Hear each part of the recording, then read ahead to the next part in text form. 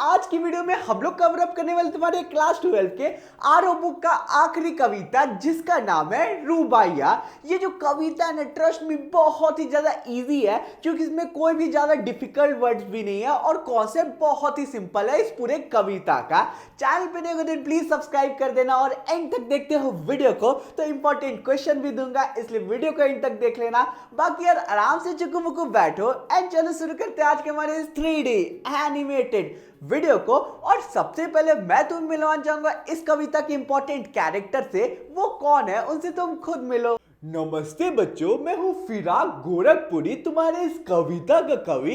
इस पूरे कविता में मैंने एक बच्चे और उसकी माता के बीच संबंध दिखाया है कि कैसे वो मिलजुल के अच्छे से खेलते हैं और उनके बीच के प्रेम के बारे में भी इस पूरे पार्ट में बताया है। और मेनली ये जो पूरा कविता है ये एक छोटे से बच्चे के ऊपर है। तो यार कहीं तुम लोग मुझे तो नहीं ना भूल गए, मुझे भूलोगे तो कविता कैसे समझोगे। मैं हूं तुम्हारा one and only Kavita tailor भैया, जो तुम लोगों को बीच में आकर इस कविता को बहुत ही अच्छे से एक्सप्लेन करेगा। बाकी यार हमारे खुद के अनएंडिंग एजुकेशन ऐप मैंने प्रीमियम नोट्स का लॉन्च कर दिया है हिंदी का। तुम लोग पीछे बैकग्राउंड में सैंपल देख सकते हो। इन नोट्स में मैंने एनिमेटेड पिक्चर्स का यूज किया, इंपॉर्टेंट क्वेश्चन डाला, चैप्टर के हर एक इंपॉर्टेंट चीजों को एक्सप्लेन किया है। डिस्क्रिप्शन में लिंक मिल जाएगा, जरूर चेकआउट करना। इससे पढ़ के तुम लोग एग्जाम में अच्छे मार्क्स स्कोर कर सकते हो।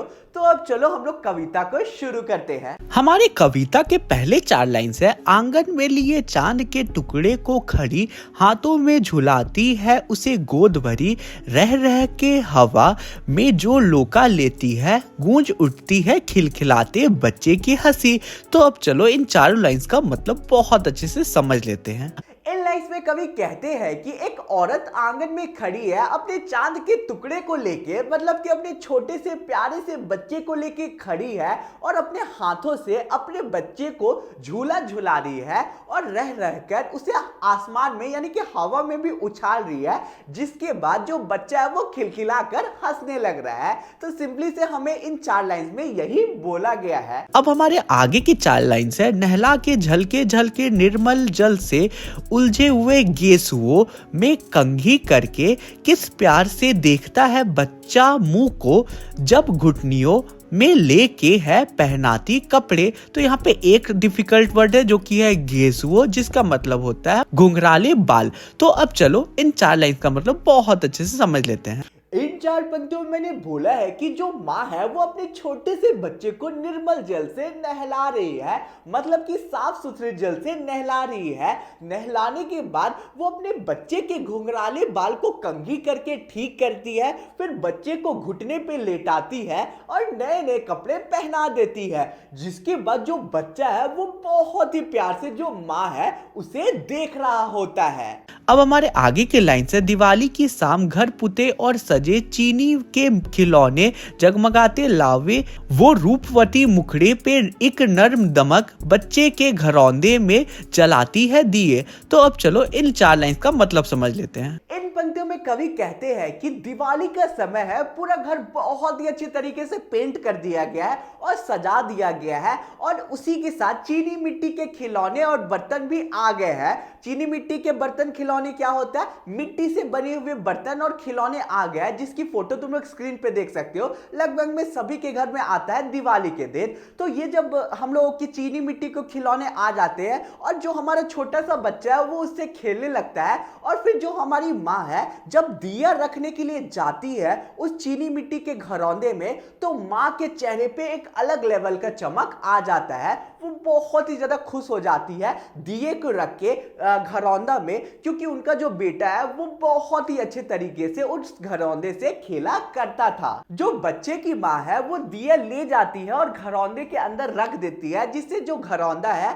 वो पूरा चमक उठता है माँ के चेहरे के जैसा। अब हमारे आगे की पंक्तियां है। आंगन में ठुनक रहा है जिदियाया है बालक तो है, चांद पे ललचाया है दर्पण उसे वे के, कह रही है माँ देख आईना में चांद उतर आया है। तो चलो इन 4 लाइन्स का मतलब बहुत अच्छे समझ लेते हैं। इन पंक्तियों में मैंने बोला है कि जो बच्चा है वो रात में आंगन में खड़ा है और किनकिना रहा है, मतलब कि रो रहा है, जिद कर रहा है कि उसे चांद चाहिए खेलने के लिए। बच्चे को तो ऑब्वियसली नहीं पता है कि चांद खेलने की चीज नहीं है, कोई भी उसे किसी को दे नहीं सकता है, इसलिए वो जिद कर रहा है चांद के लिए क्योंकि वो बहुत ही सुंदर दिखता है रात के समय। जो बच्चे की माँ है अब उसके जिद को पूरा करने के लिए एक शीशा लाती है और बच्चे के हाथ में दे देती है और फिर बोलती है अपने बच्चे को कि देखो जो हमारा चांद है वो शीशा में उतर आया है और तुमने चांद को अपने हाथों में पकड़ रखा है।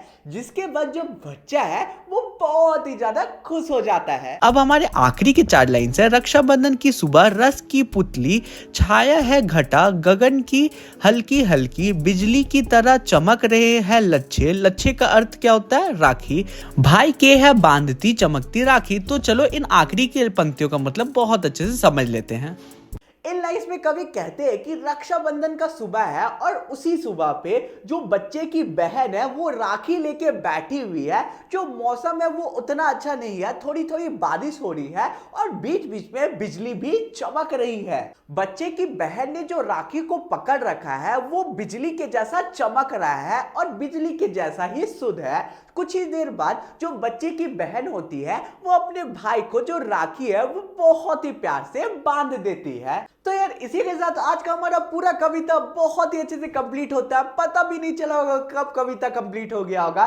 चैनल पे नए हो दिन प्लीज सब्सक्राइब कर देना, वीडियो को लाइक कर देना और प्यारा सा कमेंट छोड़ देना कमेंट एरिया में। बाकी यार हमारे अनएंडिंग एजुकेशन ऐप में जाके प्रीमियम नोट्स जरूर चेकआउट करना, लिंक डिस्क्रिप्शन में मिल जाएगा। अब तुम्हारी स्क्रीन पे इंपॉर्टेंट क्वेश्चन दिख रहा है, ये क्वेश्चन एग्जाम के पर्सपेक्टिव से इंपॉर्टेंट होता है तो अच्छे से प्रैक्टिस कर लेना। लिंक डिस्क्रिप्शन में मिल जाएगा टेलीग्राम ग्रुप का, वहां पे भी ज्वाइन कर लेना और इंस्टा पे फॉलो कर सकते हो। मिलते हैं नेक्स्ट वीडियो में, बाय बाय।